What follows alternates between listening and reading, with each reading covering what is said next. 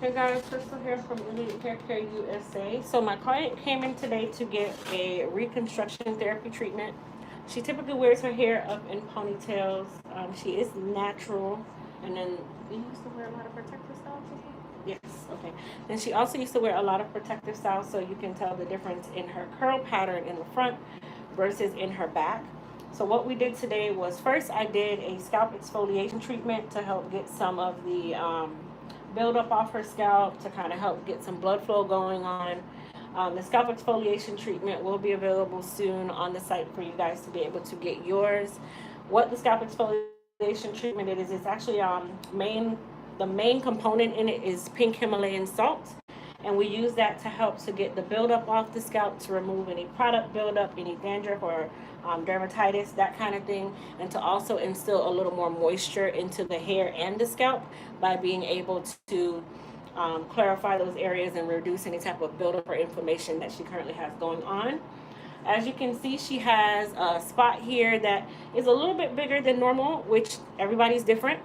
We are going to do our absolute best to mask this area. It's not going to be masked 100%, but we are going to make it work for her as best as possible. We're going to trim her a little, try to clean her cut up. So first thing, of course, I'm going to do is blow her out. She is partially dry. Well, she's mostly dry, so I'm really going to do a very quick blow dry just to kind of straighten her a little bit more, and then we'll soak her out and then go from there.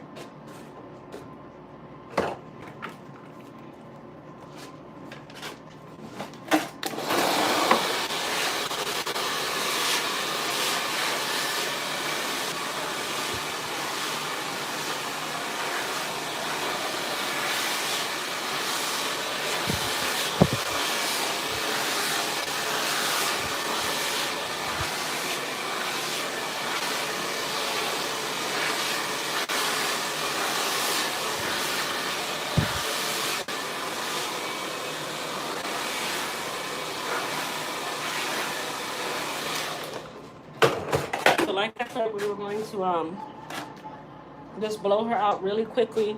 I'm going to use a little bit of our Frizz Tamer and Shine Serum, about that much, just to add some heat protection, that kind of thing. And then we're going to actually put some Goddess Serum right here in this area. And then she also has some thinning on her hairline, which we're going to try to cover that as well while we're doing our job today. So the serum is not going to be applied until the end of the service, only because I want to keep the hair light and airy for the cut. So that is more something that I do at the end of the service rather than at the beginning of the service. So I'm using our 1-inch Max Styler iron that will be available sometime by the end of this month. So for those of you who got your pre-sale iron order in, great. For those of you who waited, great too. It'll be ready sometime in the end of this month. So let's talk about scalp exfoliating. What is scalp exfoliation? What does that do? How does that help? Will it help? Absolutely. So scalp exfoliation is no different from when you exfoliate your skin, but the main purpose is to help remove any product buildup, help remove any toxins from the scalp, help to, get that blood flow circulating, that kind of thing. So scalp exfoliating is also a great thing. I did a scalp exfoliation treatment today, and my hair is feeling awesome. Awesome. It also helps to add some more moisture to the scalp so that it can also nourish the bulbs, and it helps to reduce that inflammation that we have going on at the scalp level for some people. So that's why scalp exfoliating is also a great thing to do. And our scalp exfoliation treatment will be available excuse me, within the next couple weeks, if not the next week or two. So what I'm doing now is just soaking her out so I can see what I have to work with. You guys know I do not, and I cannot stress this enough, about cutting hair when it's textured. That is not going to give you an accurate cut.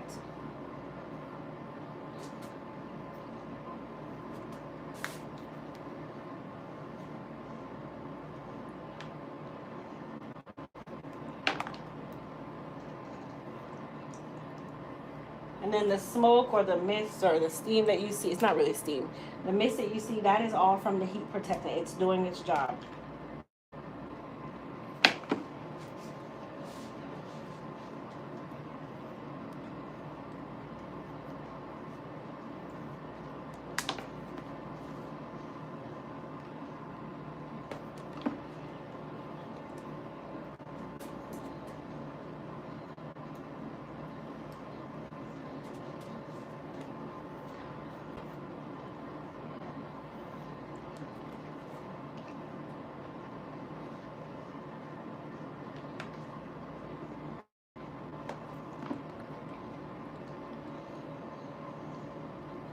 Hey, everybody.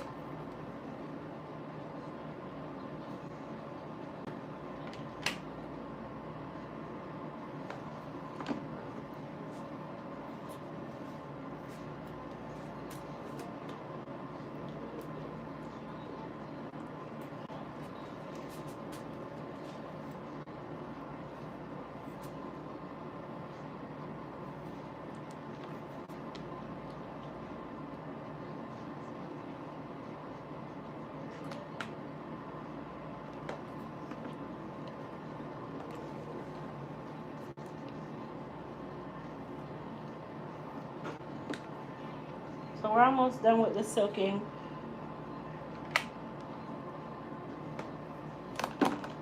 You're relaxed. Yes. So when she first came in, her hair looked natural. But now that I'm silking, I'm like, you're relaxed. Because your hair is silking too easy. So she actually is relaxed, but her hair looked very textured. So I thought that she was natural, but as I'm silking, clearly she's not natural. But she has a good texture. When it comes onto her hair texture, it just needs a little boost to get it back in order.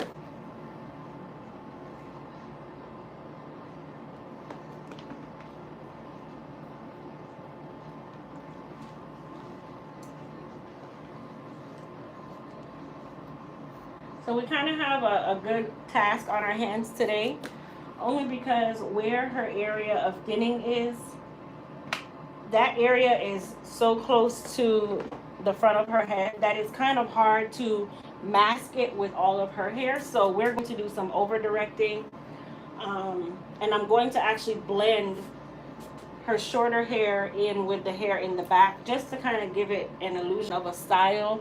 It's not all the time that we can fix these issues where there's situations where the thinning or the balding or whichever is going on is in the right place. Sometimes we have the right dynamic, sometimes we don't. So we have to just do what we can. What most stylists would say to do is, hey, she should just get a whole haircut and just cut it off. That's not going to fix the problem because there is no hair in that area. So what is growing in that area needs help. But for the rest of it, what are you going to do to fix that? You can't. So I'm not going to say, oh yeah, let's just cut it off. No, her goal is to grow it out. So that is what we're going to do. And we're just going to work around the issue that she has in that area as best we can.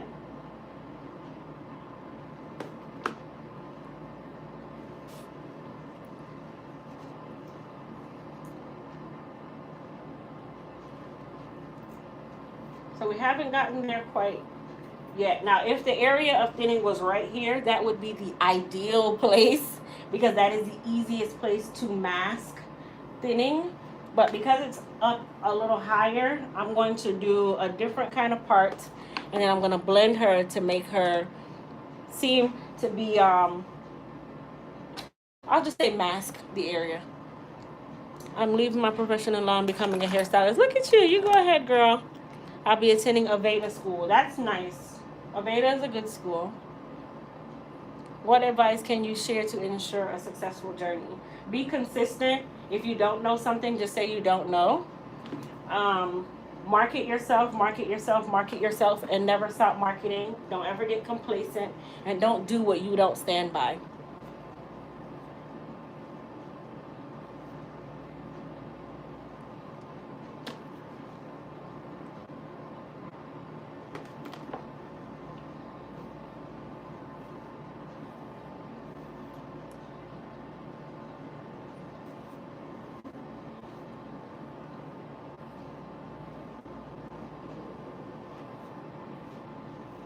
So that is what we have to work with, which is fine.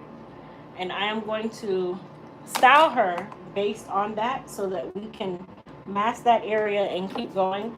She typically wears ponytails, which is, I know, but that is how she knows how to style her hair. So I'm not against it, but at the same time, the goal is to not have to wear ponytails. And I know most people are like, oh, she should just go natural and that'll grow right back. It doesn't work that way. That's not always the fix to every problem. And not everybody is suited for natural hair.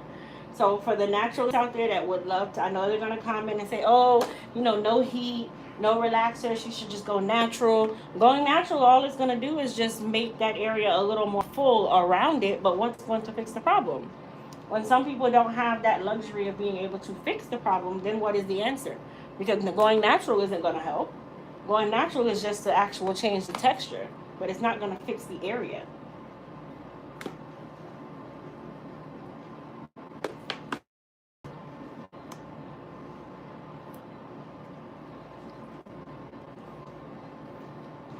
So I'll be having a Q&A later on today where you'll be able to ask all of your hair care questions. So if you're not subscribed to my channel, if you're not already following my channel, you don't have your notifications on, you won't know when the Q&A starts, which is the best time to have all of your questions.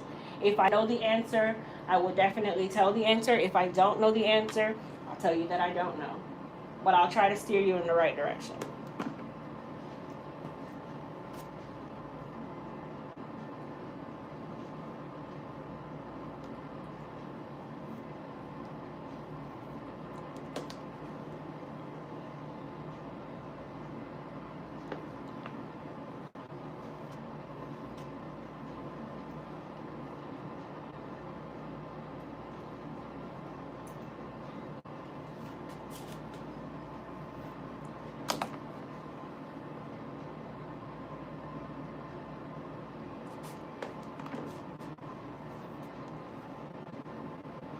So as I'm silking, I'm laying the hair in the area that I'm going to actually place it.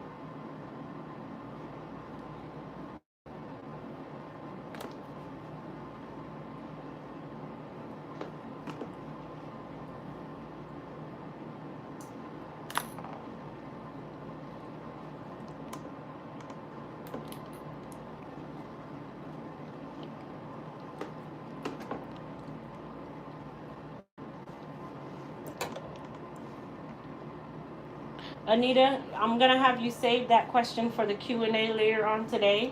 So save that question, and then when you see me jump on, you'll see the title says Q&A, so you'll need to turn your notifications on so you know that we're actually on the Q&A, and then you'll be able to ask me whatever questions you need to.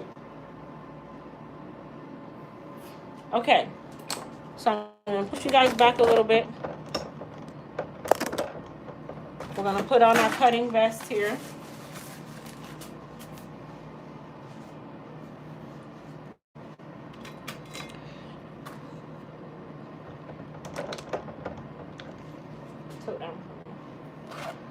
So you can see the sparseness in her hair where there's a big triangle kind of gap here. And then going towards the front, it comes like a shape like this, which that happens especially when there are situations like what she has going on right now. And then at her top, to like just a little bit for me, that's our area where it's thinning.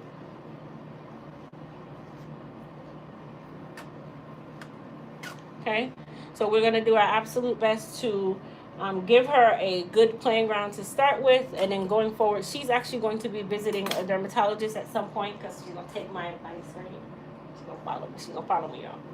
She's going to listen. Yeah, kids?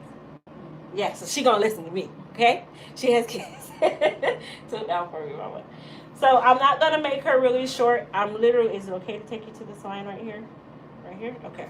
So I'm gonna bring her to right here because her goal is to grow the hair out. Her goal is to grow her hair out. Someone asked, why is the crown area vulnerable to breakage and spotting and bald spots? That is the crown. It is actually the one of the weakest areas in the head, the crown and the temples and the nape of the neck. So that is very common. When it comes onto forms of alopecia, they either start there, behind the ear, or on the hairline itself. When it's female pattern balding or male pattern balding, it also typically starts in this area and goes forward. Hers is in this area and it actually stayed there, so I kind of think that the culprit is alopecia. What type, I do not know. All right, so we're going to use our clippers. We're going to give her a happy medium. I'm not going to take her to a very short bob. I'm just taking her short enough to correct the split ends that we have going on. And then going forward, her goal is to grow it out.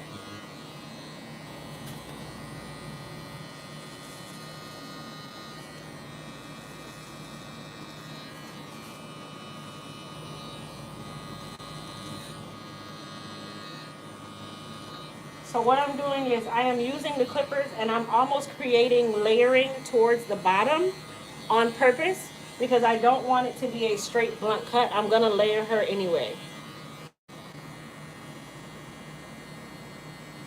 And if you're not comfortable with the clippers, then you can use your shears.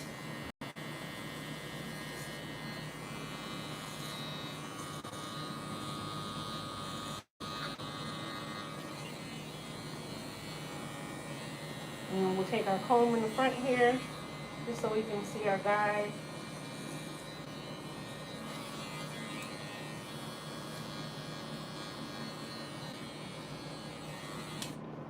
So we have our guide.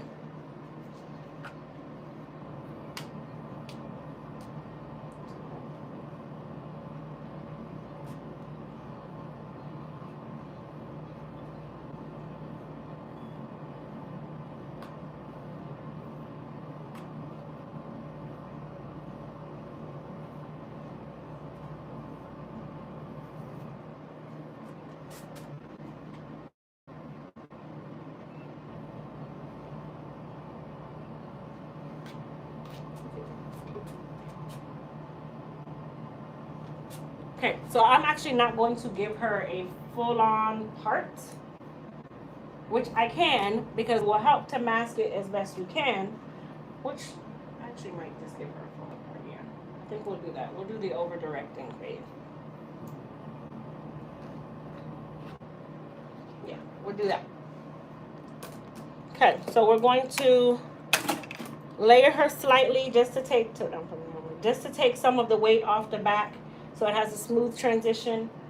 Once this hair on the top begins to grow out and grow over, she'll have a lot more to cover her area in the meantime of figuring out exactly what is really going on with her when she goes to her dermatologist.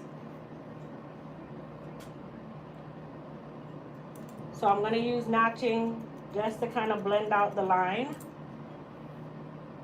and take some of the weight off of the back here. So the goal is to give the eye something else to focus on. And this is what I tell people, like when you're doing custom cutting or corrective cutting, that kind of thing, you have to be creative. You're almost just kind of working with it as best you can so you can get a better result. Sometimes you can't fix everything, which I'm not a fixer of everything, but I'm definitely going to give her something that she can walk out here with and be happy.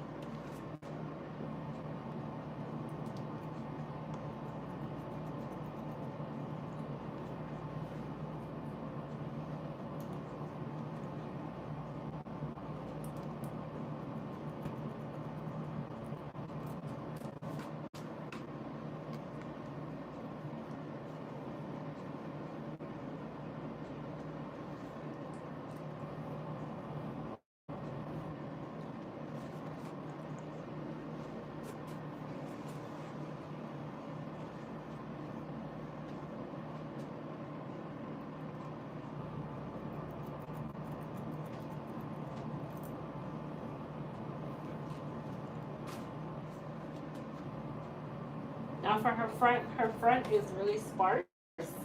So we're not going to do a lot to the front because the goal is, once again, to grow that area out as well.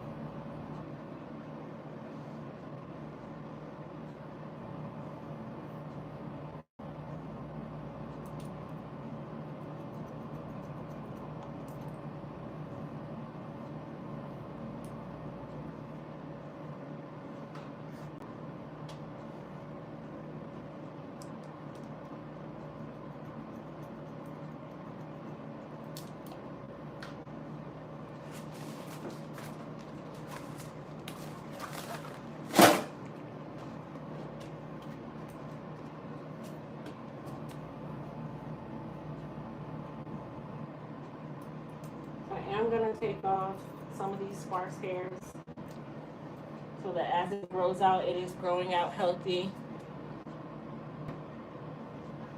Thank you.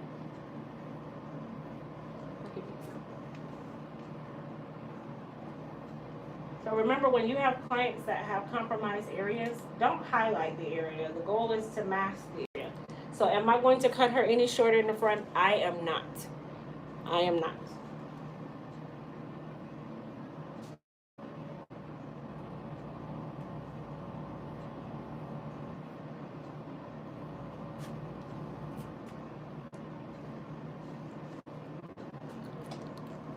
Back for me. So that is as masked as we're going to be able to get it until some of these hairs in here, that she actually has follicles in here, so those areas are going to come out. She has a couple of follicles in here as well. I can see them coming out, but they need to grow a lot longer for us to be able to use those to our advantage. But today when we did her scalp exfoliation, it helped to clean off a lot of that buildup that she has there.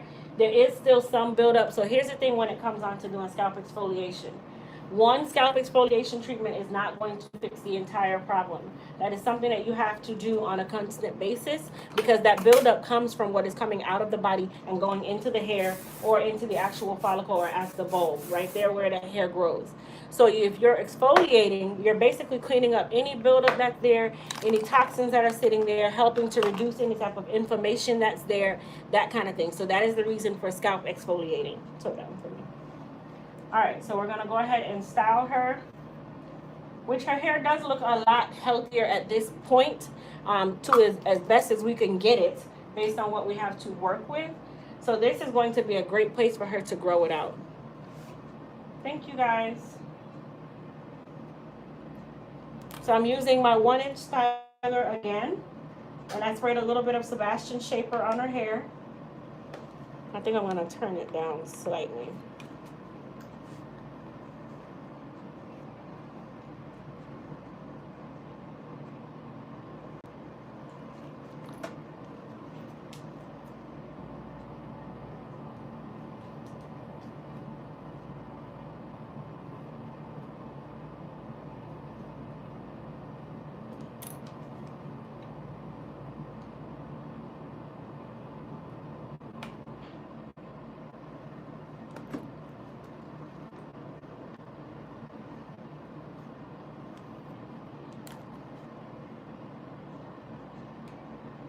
I'm doing some slight diagonal parting to give some emphasis down here and take the eye away from up here.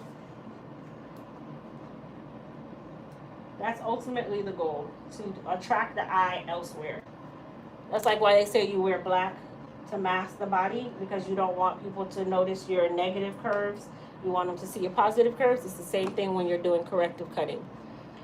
I'm new here. How do I do scalp exfoliation? So scalp exfoliation can be done in so many different forms or fashions. For our particular scalp exfoliation treatment is comprised with pink Himalayan salt, some very, very expensive oils such as Kalahari melon seed oil, baobab oil, sweet almond oil. I know we also have, it's all natural, by the way. And I did one today to myself on purpose, because I'm one of those people where I need to make sure that the quality is exactly the same as I designed it. So that's what I did today. And I did it to her as well. But for her, she's going to do it more often than I would. Why? Because I can actually see the buildup at the base of her scalp, right on the scalp level. So she's going to do more than I would, who I style my hair a lot more, and I have shorter hair, so I'm typically more exposed to the elements. Whereas she has longer hair and those areas are hidden. And bacteria, toxins, that kind of thing, they like to hide themselves up under the follicle because those are darker places. That's where bacteria will grow. That is how you get inflammation and bacteria on the scalp, not even knowing. What are the download you 30 years ago to do my hair? All right, so for those of you watching, if you've been watching my videos, I ask this all the time because I want to drill this in people's heads. If I'm doing vertical partings or diagonal partings, why am I doing that? What will that do to the hair when it comes on to styling? What does diagonal or vertical partings do to the hair when I'm styling?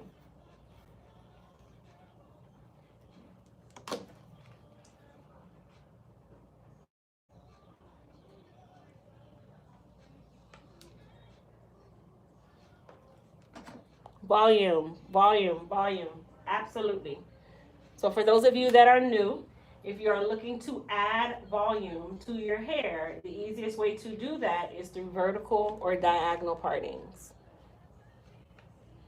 Someone also said hide and add body and volume.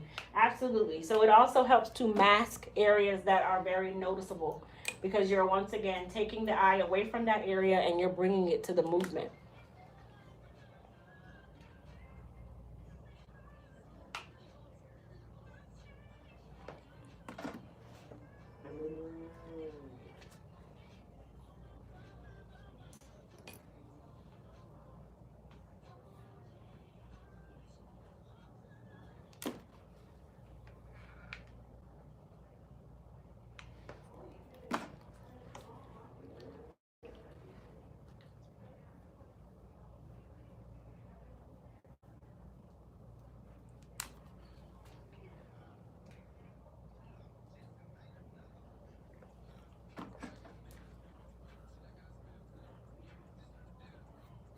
Yeah, yeah.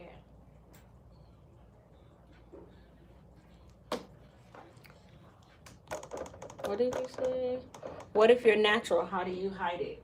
If you're natural, it's going to be a lot more complicated because with natural hair, the cuticle stands up instead of laying down. So that's very complicated to mask if that area is that big. Your only real object to do that is to either cover it up or to, most people try to wear like afros, that kind of thing, only because if it's that exposed and you don't have enough texture around it, then you're kind of in a hard place. So natural hair is a little more complicated sometimes when it comes to adding or hiding areas like that because the cuticle doesn't lay down, it sticks out. It's like looking under a spider. You can look straight under his legs because his body doesn't touch the ground, where if his body was like that, you wouldn't be able to see anything under him. So the cuticle lays just like that with natural hair.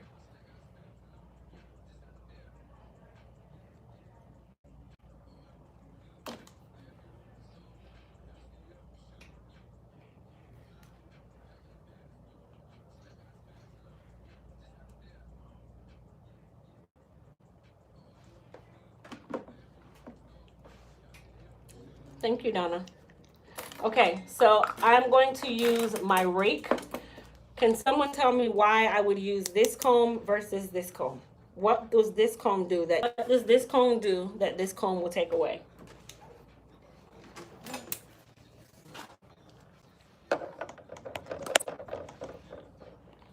Volume, absolutely. So this comb, because the teeth are wider, it will keep the volume, whereas this comb will want to remove some of the volume and leave slight volume. All right, sit down for me.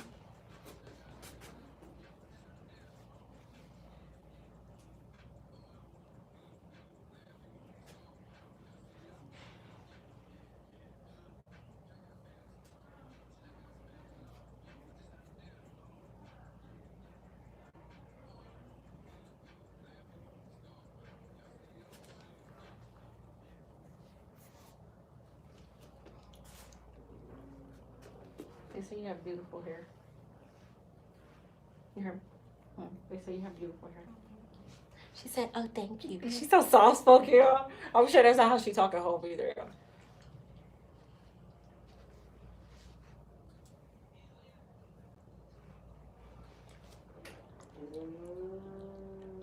Look at that. Ow. And then for her hairline on this side, you should see her hair. Just don't let you see her side. So I'm going to bring you really close so you can see her hairline here. We're going to use our charcoal edge tamer on this side to help mask her thinning area while we try to allow it to grow out. So we're going to use a little bit of that baby here.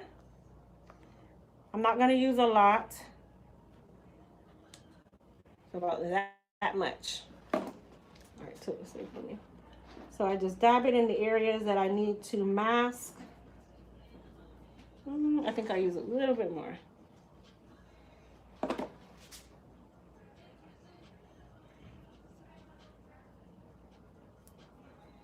And then we're going to take our edge brush.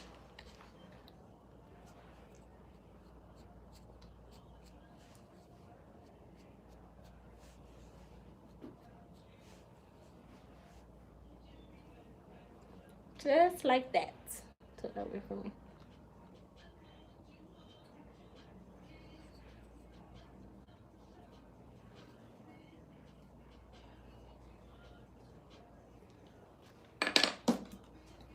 Then push you guys back.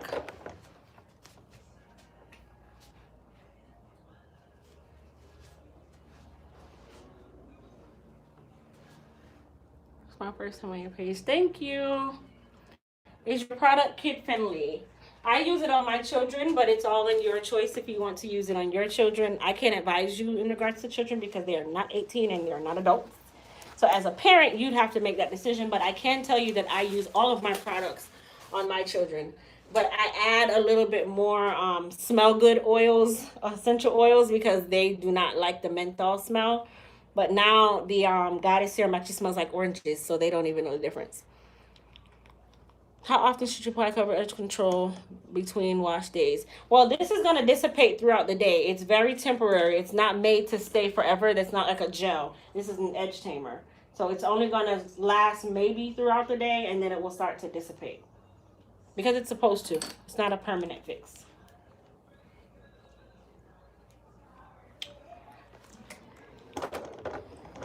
All right, peeps. So we're going to spray her with a little bit of holding spray. Sebastian Shaper holding spray, and then I'm going to take a little bit of spray gloss, very light and airy, and she is all done. Look at that. What do you guys think? If you guys think it looks good, then my thumbs up should be extremely high.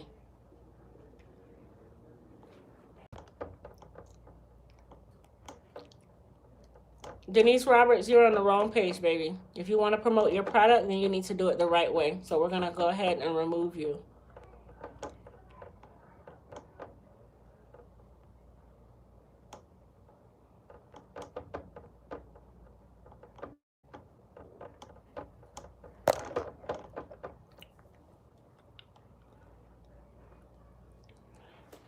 All right, my loves. So I'm going to have you tilt back just a little bit for me.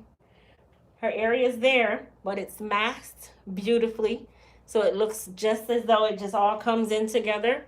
And then she's able to go on about her day. And we're going to pray that she stops these ponytails, because I should have cut her shorter so she couldn't do a ponytail ever again. But we're just going to let her do it. All right, guys. So thank you guys so much for watching this video. I'm actually going to come back because my other boo over here with the banging lashes is going to let me do her hair on my live. So you guys will be able to see her cut as well. She's going to a bob cut. So you guys come back, check back for the next video, and I'll see you guys again.